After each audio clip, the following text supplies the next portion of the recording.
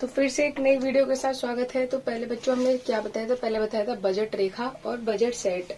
अब बताएंगे उदासीन वक्र विश्लेषण की मान्यता, क्योंकि ये भी पूछी जाती है। तो क्या होती है? ये दो प्रकार की होती है। पहला होता है उपभोक्ता विवेकशील है, दूसरी होती है उपभोक्ता क्रमवाचक है। अब उपभोक्ता विवेकशील है, इसमें क्या बोला गया है? वह वस्तुओं के उन संयोगों का क्रिया करता है जिसमें उसे अधिक संतुष्टि प्राप्त होती है। ठीक है, वह किन बंडलों का क्रिया करेगा जिससे उसे अधिक संतुष्टि की प्राप्ति होगी, क्योंकि उपभोक्ता विवेकशील है। ठीक है, तो इसमें संयोग मतलब बंडल है, उन्हीं बंडलों का क्रिया करेगा जिसमें उसे अधिक संतुष्टि प्राप्त होती है। अब सेकंड क्या है? उपभोक्ता क्रमवाचक है। ठीक है, ये भी बिल्कुल वैसे ही है थोड़ा बहुत। इसमें ये बोला गया है उपभोक्ता किसी वस्तु की अधिक मात्रा को वस्तु की कम मात्रा की अपेक्षा अधिक पसंद करता है। मान लीजिए एक बंडल में 2 सेब और 3 आम है और दूसरे बंडल में 3 सेब और 3 आम है। तो पहले बंडल के सिवा दूसरा बंडल ज्यादा पसंद करेगा ना, क्योंकि उसमें से एक्स्ट्रा मिल रहा है सामान। तो इस वजह से पहली मतलब वस्तु की अधिक मात्रा को वस्तु की कम मात्रा की अपेक्षा अधिक पसंद करेगा। तो मतलब अधिक वाली मात्रा को पसंद करेगा, बशर्ते कि अन्य वस्तुओं के उपभोग से प्राप्त संतुष्टि में कोई कमी न आए। ठीक है, अब इसमें जैसे कि मान लेते हैं, एग्जाम्पल है क्या? एक सेकंड। हाँ देखिए, एग्जाम्पल के थ्रू समझेंगे। जैसे कि बंडल 1 में 5-5 है और बंडल 2 में 5-6 है। दोनों में से वह बंडल 2 को ही पसंद करेगा, क्योंकि दूसरे वाले बंडल में 5-6 है, क्योंकि इसमें वस्तु की मात्रा तो अधिक होती है और संतुष्टि समान प्राप्त होती है। तो इसमें बस इतना ही है। अब चलते हैं नेक्स्ट पे। देखिए बच्चों, इसके बाद जो आता है वो आता है उपयोगिता का अर्थ। अब देखिए ये जो है ये पूरा ही इम्पोर्टेंट है, क्योंकि ये कई बार पूछा जा चुका है पेपरों में। और सच बताऊं तो ये इसलिए ज्यादा इम्पोर्टेंट है क्योंकि ज्यादातर जो बोलते हैं ना कि इस चीज की उपयोगिता होगी, तो आप पहली उपयोगिता को समझ लेंगे तो आने वाले क्वेश्चन में आपको समझने में ज्यादा दिक्कत नहीं होगी। ठीक है, और अगर आपने ये समझ लिया कुल उपयोगिता, सीमांत और औसत, तो समझ लीजिए इकोनॉमिक्स की यही मेन मुद्दा है। बस बेसिक को समझिए, फिर एडवांस क्वेश्चन जो आएंगे वो आप अपने आप कर पाएंगे। तो देखिए उपयोगिता का अर्थ। उपयोगिता किसी वस्तु की वह क्षमता है जिससे किसी मानवीय आवश्यकताओं को मानवीय आवश्यकताओं की संतुष्टि होती है। मान लीजिए मेरे को इस वीडियो को बनाने के लिए फोन की आवश्यकता पड़ रही है। ठीक है, अब फोन क्या कर रहा है? फोन मेरी वीडियो मतलब इस चीज की वीडियो बना रहा है। तो ये क्या है? वीडियो बना के मेरे को अपलोड करनी है, फिर मेरे को ये सब करना है। तो इस सब के लिए मुझे क्या जरूरत पड़ेगी? फोन की जरूरत पड़ेगी। तो फोन क्या है? मेरी आवश्यकता है। और इसकी उपयोगिता क्या है? ये वीडियो बना रहा है। ठीक है, समझ आई? या फिर मान लीजिए ये मार्कर है, मतलब ये मान लीजिए मार्कर है। ठीक है, अब मार्कर की उपयोगिता क्या है? ये लिखने के काम आता है। ठीक है, तो लिखने के लिए मुझे मार्कर की आवश्यकता है। ठीक है, समझ गए? अब इसमें क्षमता है लिखने की और ये मुझे इसलिए चाहिए। तो ये मेरे को चाहिए, ये मेरे को जरूरत है, इसलिए इसे उपयोगिता बोला जाता है। उपयोगिता किसी वस्तु की वह क्षमता है जिससे किसी मानव आवश्यकताओं की संतुष्टि होती है। मान लीजिए रोटी है, सिंपल और सिंपल बताऊं, रोटी है। अब आपको रोटी खानी है, भूख लग रही है, क्योंकि आपको इसकी उपयोगिता, आपको इसकी जरूरत है रोटी की। ठीक है, खाने की जरूरत है। अब देखिए परिभाषा पे चलते हैं प्रोफेसर थॉमस के अनुसार। ठीक है, प्रोफेसर थॉमस के अनुसार क्या बताया गया? उपयोगिता जो होती है किसी वस्तु की वह शक्ति होती है जो मानवीय आवश्यकता या इच्छा को संतुष्ट करने के लिए निहित होती है। मान लीजिए पहली बात बता दूं, जो उपयोगिता, अब वस्तु होती है कोई, उसका उपभोग जो करता है वो उपभोक्ता कहलाता है। ठीक है, जो उस वस्तु का उपभोग कर रहा है, वो उस वस्तु का उपभोग किस लिए कर रहा है? क्योंकि उसमें कोई विशेषता होती है, अगर वो किसी चीज का विशेष है उसके लिए, तो वह उस चीज की उपयोगिता, उसकी डिमांड करेगा, मांग करेगा, तभी तो। मान लीजिए मुझे पेन मतलब मुझे सब लिखने के लिए किसकी उपयोगिता है? मुझे इस मार्कर की उपयोगिता है, क्योंकि इसमें कोई ना कोई विशेषता है, इस वजह से ही तो ऐसी किसी न किसी वस्तु में कोई ना कोई विशेषता निहित होती है। ठीक है, तो ये इसमें परिभाषा में इतना ही बताया गया है। अब चलते हैं प्रकार के ऊपर। प्रकार जो है हमारे 3 प्रकार के हैं। कुल उपयोगिता जिसे रिप्रेजेंट किया गया है TU से, सीमांत उपयोगिता जिसे MU से, और औसत उपयोगिता जिसे AU से रिप्रेजेंट किया गया है। अब पहले हम इसका डायग्राम समझाते हैं ताकि कुल उपयोगिता और सीमांत उपयोगिता और औसत उपयोगिता आपको निकालनी आ जाए। ठीक है, दिख रहा है? ठीक है, तो बच्चों देखो उपयोगिता के प्रकार जो बताए थे उसमें सीमांत, कुल और औसत उपयोगिता बताई थी। ठीक है, अब इसे एग्जाम्पल के थ्रू निकालेंगे कैसे। पहले तो आम की इकाई, क्योंकि हम जो ये बना रहे हैं डायग्राम मान लेते हैं, ये डायग्राम हम आम के ऊपर, आम के बेस पे बना रहे हैं, ठीक है। कि आम के बेस पर कुल उपयोगिता, सीमांत उपयोगिता या कुल तुष्टिगुण, सीमांत तुष्टिगुण और औसत तुष्टिगुण कैसे निकलेगा, ठीक है। अब आम की इकाइयां हैं, ठीक है। आम की इकाइयां कैसे हैं? मान लीजिए पहले आम पर, पहला आम खाने पर सीमांत तुष्टिगुण हमारा 20 है, ठीक है। तुष्टिगुण हमें 20 प्राप्त हो रहा है। दूसरा आम खाने पर हमें 15 हो रहा है, तीसरा खाने पर 10 हो रहा है, चौथा खाने पर 5। अब देखिए तुष्टिगुण सीमांत तुष्टिगुण का मतलब होता क्या है। देखिए आम जैसे आप खा रहे हैं, ठीक है। मान लीजिए एक आम, पहले आपको आम खाने को बहुत चुल्लू मच रहा था, तो आम आपने खा लिया, तो आपको बहुत संतुष्टि प्राप्त, एक टाइप से तुष्टिगुण मान लेते हैं, तो संतुष्टि प्राप्त करी। तो हमें कितना, पहले पे 20 बहुत ज्यादा अच्छा लगा कि हाँ भाई हमने आम खा लिया। अब दूसरा आम जब खाएंगे तो आपको थोड़ा कम होगी, क्योंकि पहले वाले आम खाने में आपको मजा ज्यादा आया, तो दूसरे वाले में थोड़ा कम मजा आएगा, ठीक है। ऐसे ही दूसरा घट गया, 15 हो गया, फिर और कम आएगा, फिर 10, फिर 5, फिर एक टाइम पे आपका 0 हो जाएगा, आपका बिल्कुल मन नहीं करेगा आम खाने का। उसके बाद भी अगर आप आम खाते हैं तो आपका सीमांत तुष्टिगुण, मतलब आपका मन नहीं करेगा तो आप माइनस में पहुंच जाएंगे। मान लीजिए आपका आम खाने का मन नहीं और आप खाए जा रहे हैं, खा जा रहे हैं, तो एक टाइप से मान लीजिए आपका पेट दर्द होने लग गया, कोई भी प्रॉब्लम, तो वो माइनस मान लीजिए, ठीक है। तो इसे हम माइनस मान लेते हैं। तो अगर आपने, जैसे कि यहाँ शून्य शून्य हो जाता है, शून्य के बाद भी अगर आप खाते रहते तो वो किसमें, ऋणात्मक में पहुंच जाता है, ऋणात्मक में पहुंच जाता है, ठीक है। अब कुल तुष्टिगुण टीयू जिसे रिप्रेजेंट करते हैं टीयू से, तो अब इसे कैसे निकालते हैं, सिंपल तरीके से बताऊं, बहुत ही ज्यादा। ये आपको समझ आ गया इतना, ठीक है, इतना आपको समझ आ गया। इसके बाद क्या करना है, जैसे कि 20 है, 20 से ऊपर आप कुछ नहीं दे रखा तो बस 20 लिख देना है, ठीक है, क्योंकि आपको इसमें ऐड करना होता है। तो 20 लिख दिया। 20 के बाद आपका क्या दे रखा है, 15, ठीक है, 15 दे रखा है। तो 15 को क्या करेंगे, 15 और 20 कितना हुआ, कितना हुआ, 35। पर अगर चाहें तो आप ऐसे भी लिख सकते हैं, 20 प्लस 15 इज इक्वल टू 35, ऐसे लिख देना, ठीक है। अगर वैसे आपकी स्पेस कम हो तो आप डायरेक्ट टोटल करिए और निकाल दीजिए, ठीक है। 35, अब 35 में 10 जोड़ दीजिए, 35 में 10 जोड़ दिए, कितने हुआ, कितना हुआ आपका 45। 45 में 5 जोड़िए 50, 50 में 0 जोड़िए तब भी 50 ही रहेगा, ठीक है। और 50 में अगर माइनस का 5 जोड़ देंगे तो 45 हो जाएगा, ठीक है। 45 में माइनस का 10 कितना हो गया, 35 हो गया, ठीक है। अब देखिए इसमें बोला क्या गया है, इसमें पहले कुछ कंडीशन होती है। कंडीशन क्या क्या है, देखिए अब यहाँ क्या हो रहा है, इतने तक एरिया में घटता हुआ सीमांत तुष्टिगुण है, घटता हुआ सीमांत तुष्टिगुण या घटता हुआ एमयू, ठीक है, घटता हुआ। अब यहाँ क्या है, यहाँ शून्यात्मक है, तो यहाँ शून्य लिख देंगे, शून्यात्मक, शून्यात्मक लिख दिया। उसके बाद क्या होता है, देखिए उसके बाद माइनस, मतलब कि माइनस का मतलब यही होता है कि ऋणात्मक में, कहाँ पे ऋणात्मक में पहुंचे, यहाँ से ऋणात्मक पहुंचे, तो यहाँ ऋणात्मक लिख दीजिए। इससे आपको क्या होगा, ज्यादातर नंबर पूरे मिलेंगे और बोर्ड वाला बिल्कुल भी ज्यादा चेक नहीं करेगा और आपकी फुल में से फुल नंबर दे देगा, ठीक है। अब चलते हैं इसके डायग्राम पे। अब ये तो हमारा पूरा बन चुका है, ठीक है। अब देखिए पहले एक लाइन जो आपने बहुत बार सुनी होगी कि सीमांत तुष्टिगुण जब शून्य होता है तो कुल तुष्टिगुण अधिकतम होता है, ये अधिकतम है। यहाँ पे अगर बड़ा सा बनाइएगा, क्योंकि बहुत पेज मिलते हैं, बड़ा सा बना के आप पूरा लिखेगा अच्छे से, क्योंकि स्पेस रहेगा तो आप अच्छी अच्छी ये ब्लैक हेडिंग से, ब्लैक पेन से और ये ब्लू पेन से लिखेगा, आपको पूरे नंबर मिलेंगे। और यहाँ जैसे कि आपने सुना होगा, जो सीमांत तुष्टिगुण शून्य होता है तो कुल तुष्टिगुण अधिकतम होता है। सीमांत तुष्टिगुण जितनी आप रोटी खाए जा रहे हैं, आम खाए जा रहे हैं, तो उससे तुष्टिगुण प्राप्त कितना हो रहा है वो, और कुल तुष्टिगुण इसका योग जो होता है वो, ठीक है। अब चलते हैं इसके डायग्राम पे। डायग्राम में क्या बोला गया है, पहले तो हम क्या करेंगे, पहले तो देख लीजिए, इसमें आपको क्या करना है, पहले तो y और x लिख देंगे, क्योंकि ये रेखा होती है, ठीक है। रेखा है, दिख रहा है साफ, हाँ साफ दिख रहा है, रुक जाइए अगर नहीं दिख रहा तो, ठीक है, अब दिख रहा होगा। अब देखिए क्या करेंगे, 0 पे 1 2 3 4 5 6 7 8 9, ये क्या है, ये आम की इकाई लिख देंगे, ठीक है, आम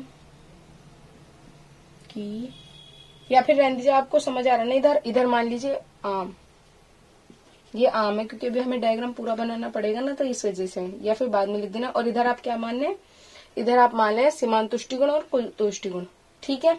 अब आपको क्या बोला गया है, पहले आम की इकाई पे सीमांत तुष्टिगुण कितना है, सीमांत तुष्टिगुण 20 है, ठीक है, यहाँ पॉइंट ला दें।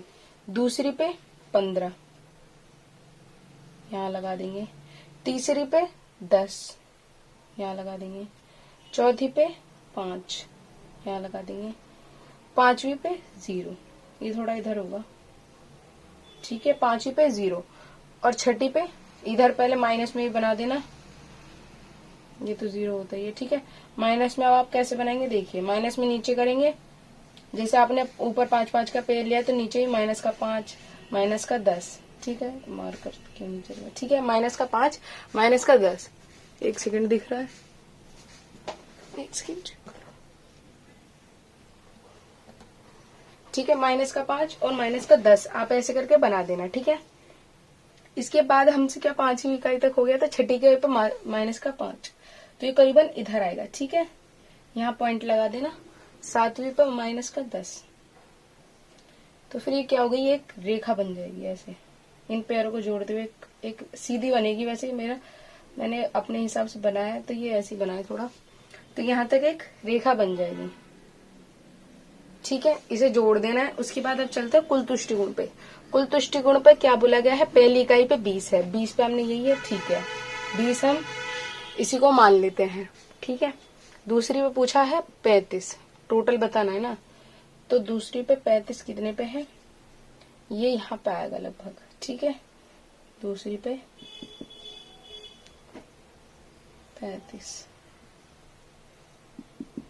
35 मान लिया। तीसरे पे हमसे बोला गया है 45, तीसरी ये रही 45, सीधा ही में ले जाएंगे, ये करीबन यहाँ बैठेगा, ठीक है, 45, फिर 50, चौथी रोटी पे 50 है तो यहाँ 50, यहाँ यूं कटे, 1 सेकंड मार्कर में डाल दो।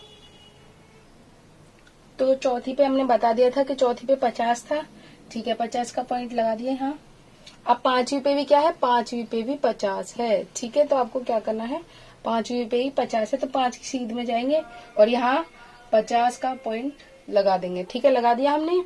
उसके बाद क्या हुआ, छठी पे 45, 7वीं पे 35, 45 छठी पे 45,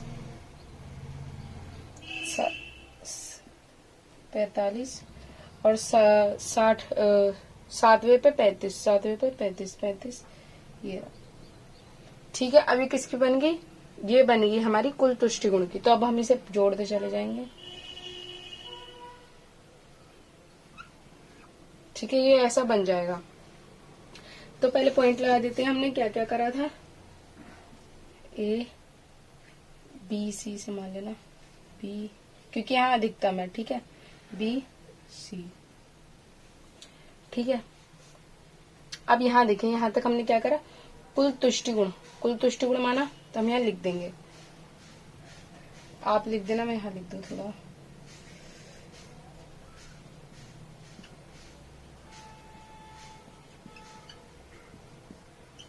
कुल तुष्टि गुण माना हमने इधर, मतलब ये पूरा, तो कुल तुष्टि गुण बी पॉइंट पे हमारा जो था वो अधिकतम संतुष्टि था। देखिए आपको बताऊं, देखिए जब शून्य होता है सीमांत तुष्टि गुण, तब कुल तुष्टि गुण अधिकतम होता है, तो क्या लिखे, अधिकतम संतुष्टि, बी पॉइंट पे मिल रही है ना हमें,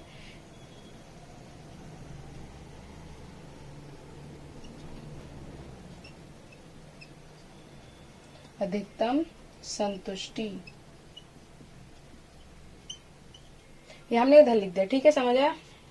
अब क्या करेंगे, अब देखिए यहाँ एक रेखा बनाई जाती है, जब शून्य ये हो और 50 अधिकतम हो, तो हमारा जो है शून्य कितने पे था, 5 पे था, ये रहा, ठीक है, और हमारा अधिकतम, अगर ये रेखा सीधी बन रही है, सिंपल तरीके से बताऊं, अगर ये रेखा सीधी बन रही है तो समझिए कि आपका जो डायग्राम है, रेखा चित्र है, वो बिल्कुल ही सही बना है, ठीक है।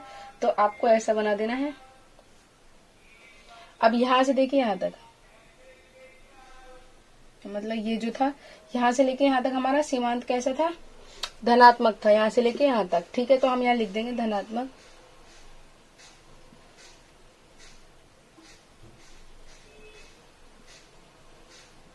दोबारा लिख दूं थोड़ा साफ सा, धनात्मक सीमांत, आप तुष्टि गुण अपने आप लिख देना, क्योंकि मेरा इतनी स्पेस है नहीं इधर, ठीक है।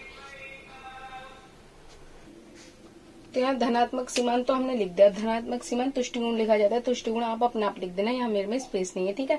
अब मैंने क्या बताया, यहाँ से लेके यहाँ तक ये धनात्मक में है, ठीक है, मतलब ये माइनस में नहीं है, ठीक है। अब यहाँ से लेके यहाँ तक में ये क्या हो गया, ऋणात्मक में पहुंच गया, ठीक है, ऋणात्मक में पहुंच गया। तो इसे क्या लिखेंगे, ऋणात्मक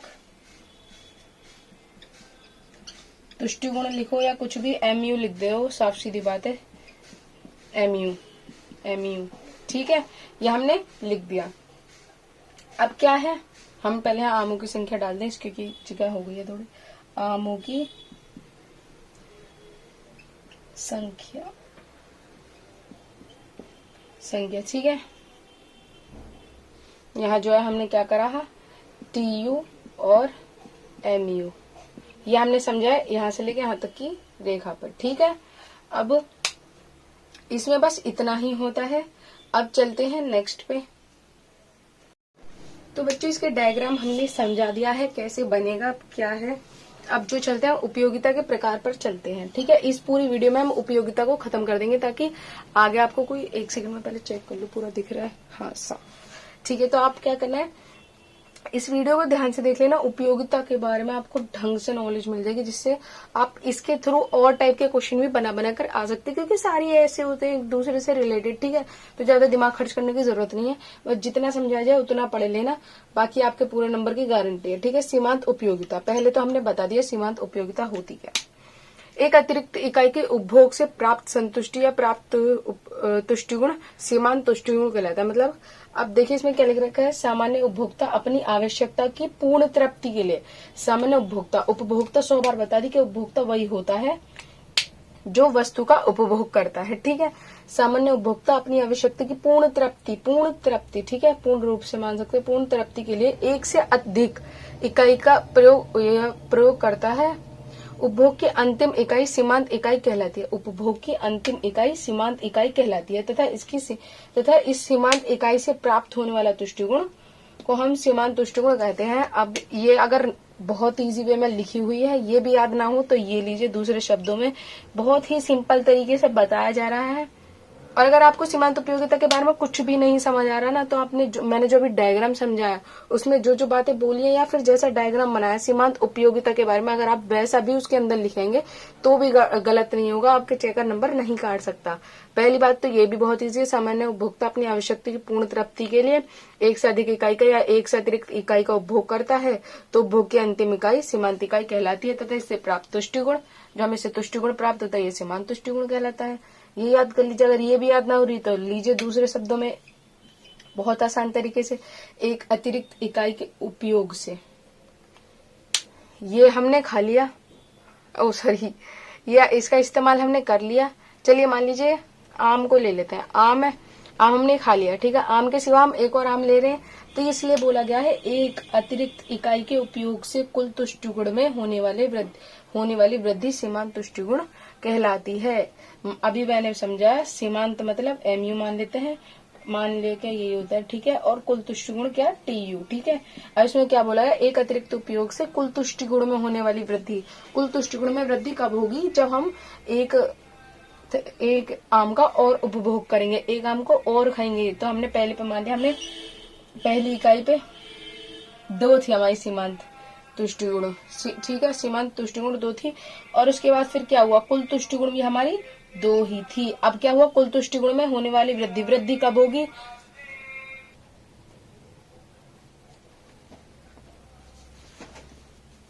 तो कुल तुष्टिगुण में वृद्धि कब होगी, तो कुल तुष्टिगुण में वृद्धि तभी तो होगी जब हम एक अतिरिक्त इकाई का और उपयोग करेंगे। तो कैसे उपयोग करेंगे, मान लीजिए पहली इकाई पे हमारा कितना था, 2, सीमांत उपयोगिता हमारी 2 थी, अब क्या हो गया, 4 हो गई, 2 से बढ़कर 4 हो गई, नहीं 2 से बढ़कर 1 हो गई, ठीक है, 2 से बढ़कर 1 हो गई, क्योंकि सीमांत तुष्टिगुण या सीमांत उपयोगिता घटती हुई होती है, ठीक है।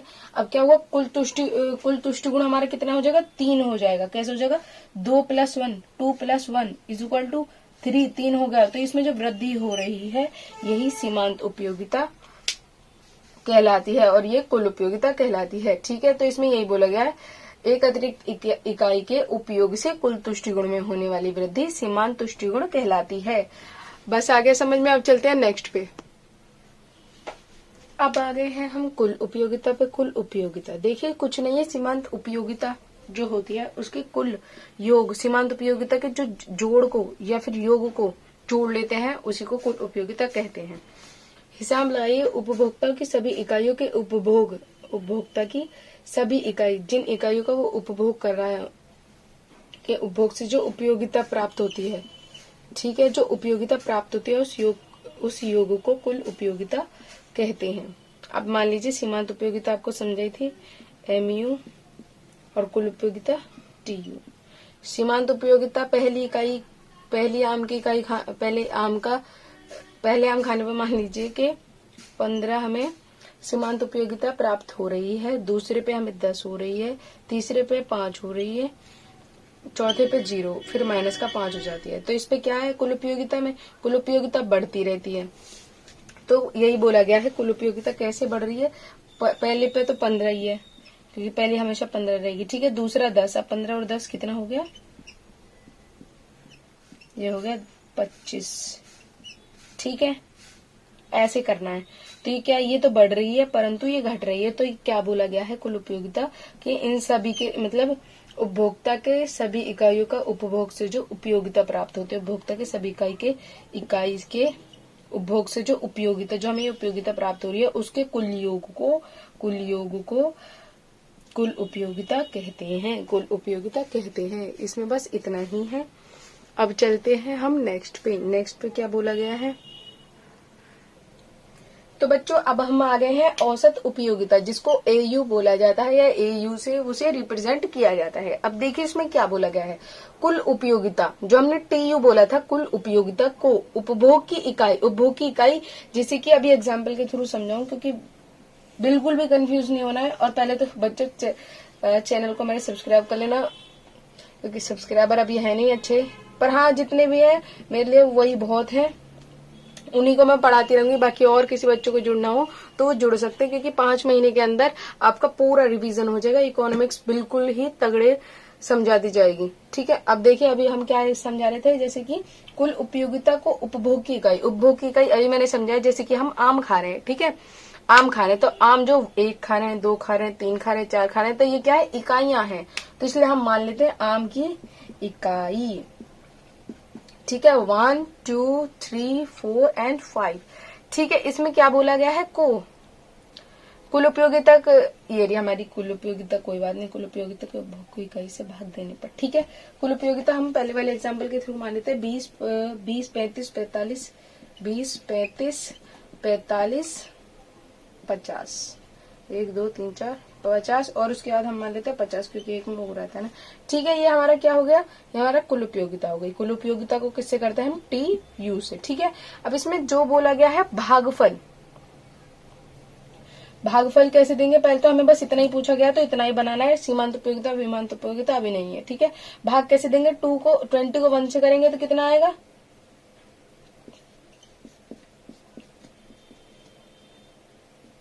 20 आएगा ऑफ कोर्स। तो आप ऐसे कर दीजिए, 2 को 35 से डिवाइड कर देना, 3 को 45 से, 4 को 50 से, 5 को 50 से। तो इससे जो भागफल मतलब डिवाइड करके जो आपका निकल के आएगा, ठीक है, भागफल प्राप्त होगा, उसे औसत उपयोगिता कहते हैं। सिर्फ ये इतना ही है बच्चों। इसमें अगर कोई भी डाउट हो आपको तो आप पूछ सकते हैं, हमारे चैनल बिल्कुल कमेंट का रिप्लाई देता है क्योंकि अभी आप अगर सब्सक्राइब करेंगे तो हमारी एक सपोर्ट बना रहेगा, हम और अच्छी वीडियो बनाएंगे और आपको अच्छी तरीके से एक्सप्लेन करेंगे। चलिए तो अब इतना ही है इस वीडियो में, थैंक यू।